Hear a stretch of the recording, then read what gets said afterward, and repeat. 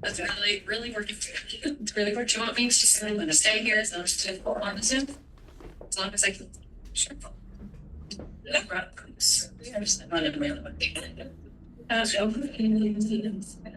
I'm scared. Saw this time they were finding out 5 feet of audience to make findings and everything. I need to you need to post so I can use like you said. Thank you.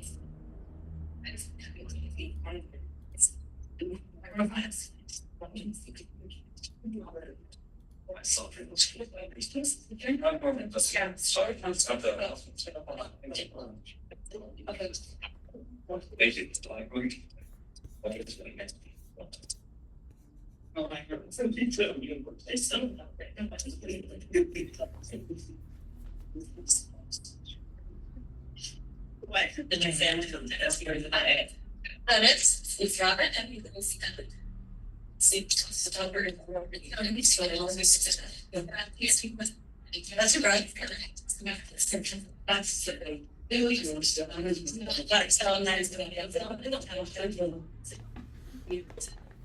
Right, we're gonna get started in like a minute.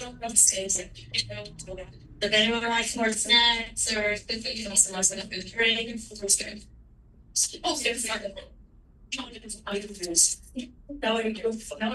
Bugs' brother is going to be on the screen. Are we ready? Oh, whoa. You say more different dress.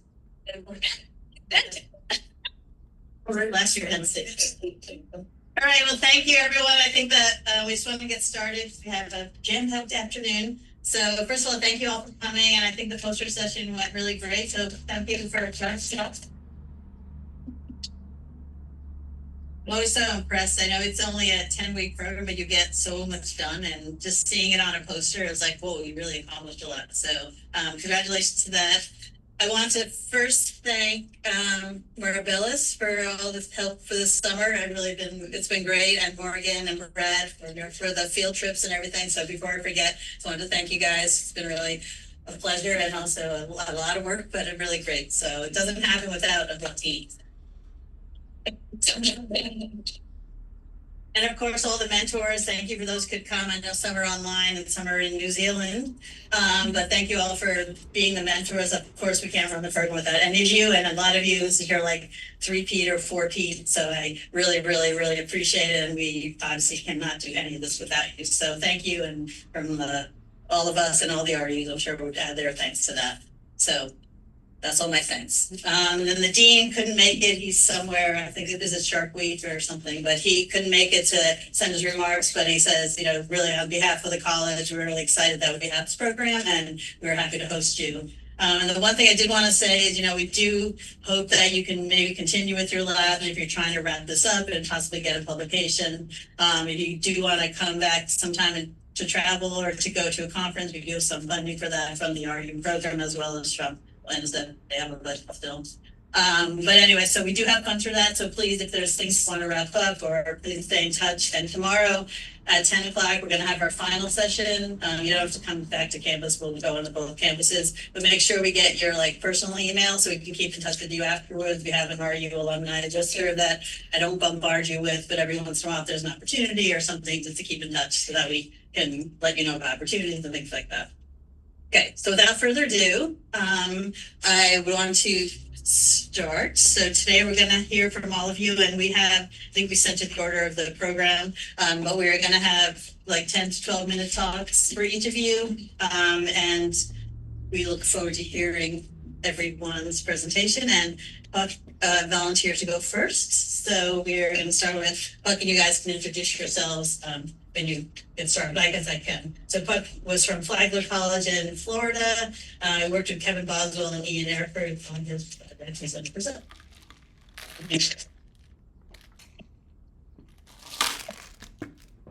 Hello, everyone. Thank you. My name is Puck Arnone, and this summer I got the chance to work in the Boswell lab to track diel vertical migration across water types using acoustics in the northern Gulf of Mexico. The Mesopelagic is a absolutely massive ecosystem. It's the third largest on the planet, and with that, it has the largest vertebrate biomass in the world. On top of that, this layer is extremely unique in the fact that it's an open ocean ecosystem, meaning the structure and habitat that we typically think of, it doesn't have. Instead, the only thing that affects where things fall into place is going to be light levels. One of the main characteristics of Mesopelagic life is going to be diel vertical migration, or DVM. This is the largest animal migration on Earth that happens every day, where trillions of organisms are ascending into the epipelagic at dusk before descending back down at dawn. They do this to access nutrient-rich areas and reduce predation risk. We break this migration up into two different layers. We're going to have an upper level migration, which is in the red, that migrates to and from the upper Mesopelagic, and a lower level that travels to and from the lower Mesopelagic. We can track this with acoustics. So, like I said, the Mesopelagic is extremely unique in the fact that it's massive. So it's really tough to get accurate data, along with the fact that it's remote and it has high pressure and low amounts of light. So getting accurate data isn't only difficult, but it's going to be really expensive.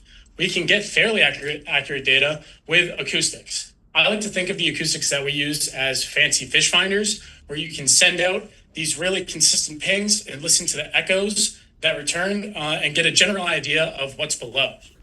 One of the things that we know affects diel vertical migration is oceanographic water features, the big one being loop current ocean water.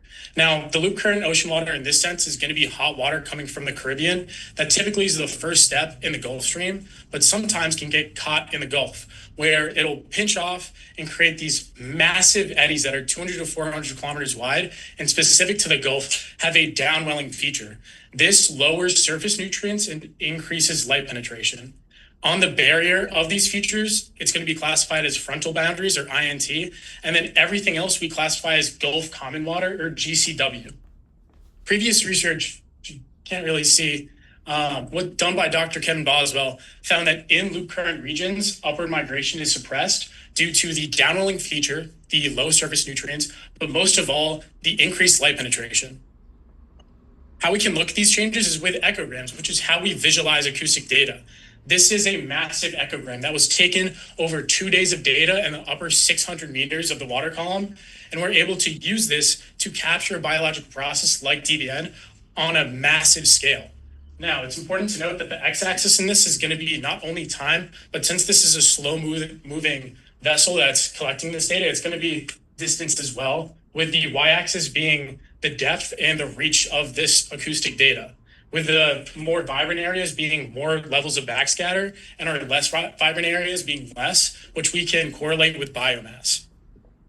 Now, previous research that looked at the effects of diel vertical migration looked at the static layers in the red circles. But what about the migrations? This brings us to our research question: if the speeds of diel vertical migration are affected by water mass type, furthermore, is the timing affected? We hypothesized that in loop current regions, we would have faster migrations with a later ascent and an earlier descent. To get this, to put it really simply, we have to collect data, we have to filter through it, and then we have to quantify it. That starts with a deep end data set. This is a long-term data set that's been collecting oceanographic and acoustic data in the Mesopelagic for the past 15 years since the Deepwater Horizon oil spill. It's in this northern area of the Gulf of Mexico that's boxed right there. And we use the cruises, the second cruise through the sixth cruise, because that gave us the best balance of water type data. Once we know what data we're using, we go site by site within each cruise and we look at the acoustic data. This gives us those massive echograms that I talked about earlier. And we take a massive echogram like this and find the specific migration events within each site. Once we have those, we use our layer tracking algorithm provided by our computer engineer, Bruce, which once this layer tracking algorithm is finalized, is going to be able to automate the selection of migration layers through very large data sets. For me, I had to go through site by site and pick up the specific migrations, but we were able to get things like the speed, the depth, and the timing. Finally, we ran stats on it. We used generalized additive models where we basically got to look at the different variables that could affect the migrations and see how much they significantly affected one another. What we found was that distance affected predicted speed. Whether x-axis being distance and our y-axis being predicted speed, we found that both of the descents. Oh my God. migrations would be faster with a farther distance to go. On top of that, we found that layer depth had an effect on predicted migration time, our x-axis being our upper and lower layers, and our y-axis being predicted migration time. We found that with our lower level migrations, we had later ascents and earlier descents. Moving on to our water type data, we found that it affected predicted speed. Our x-axis being the water type with that loop current, the Gulf common water, and the frontal boundary mixed water area. We found that in loop current and frontal boundary regions, we would have overall faster migrations. We also found that water type affected predicted migration time, our x-axis being water type and our y-axis being predicted migration time. This data was a lot more variable, and technically what we found was not significant, but it was below the p-value of 0.1.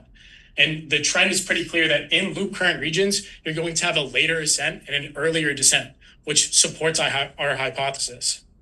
Now, to wrap up our results and tell you why we think they happened, first, we found that layer depth impacted the speed and the timing of DDM. Specifically, with a deeper layer, we would have faster migrations, most likely due to the further distance needed to travel. On top of that, a deeper layer showed later ascents and earlier descents, which we thought could be because organisms that are deeper in the water column may be more sensitive to light. Moving on to our water type data, we found that loop current water impacted the speed and timing of DDM.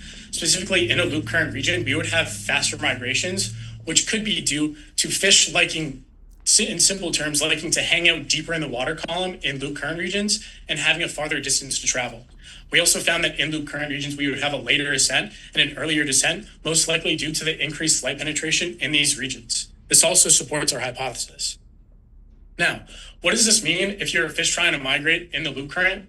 Well, first, to migrate in the first place, you're going to have to go a greater distance at a greater speed through a downwelling warm water feature. And then once you're at the surface, you're going to have potentially less time with a later ascent and an earlier descent with decreased nutrients and prey at the surface in loop current regions.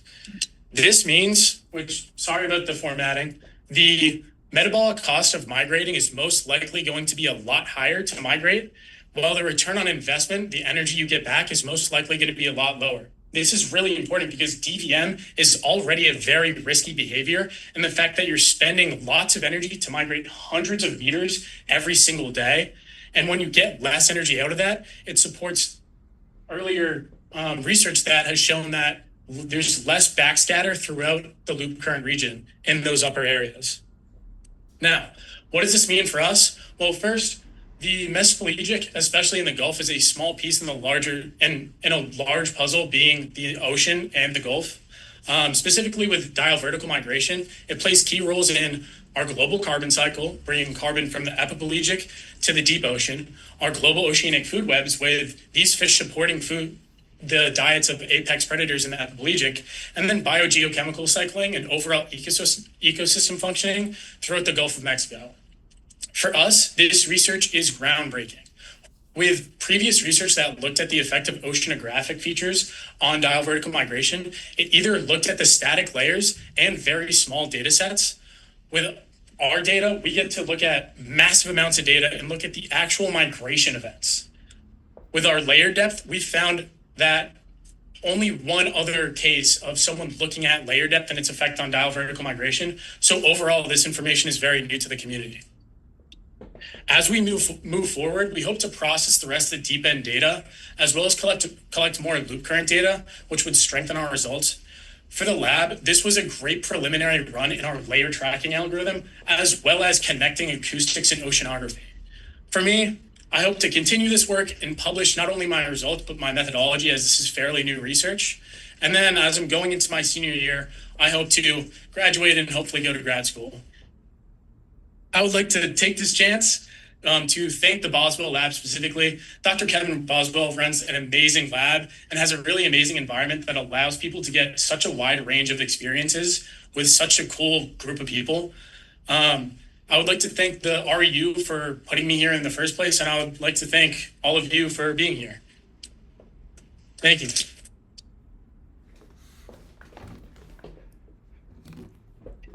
Take a couple of questions, not too many.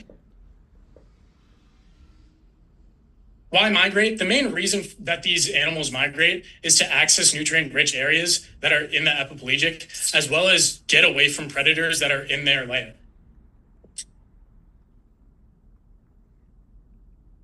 Mm-hmm. Yeah, pretty much in these loop current areas, because the input of energy is going to be so much higher going through the loop current, and the payout is most likely going to be a lot less, then fish are more likely not going to migrate in loop current systems, which will then impact the effects of DVM, like the global carbon cycle and the oceanic food webs. If the amount of fish that are migrating through the water column change, then everything else will change with it. Thank you.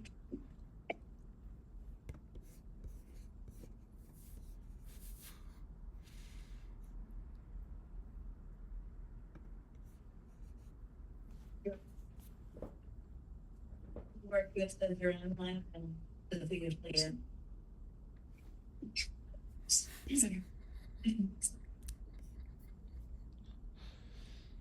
Oh, wait.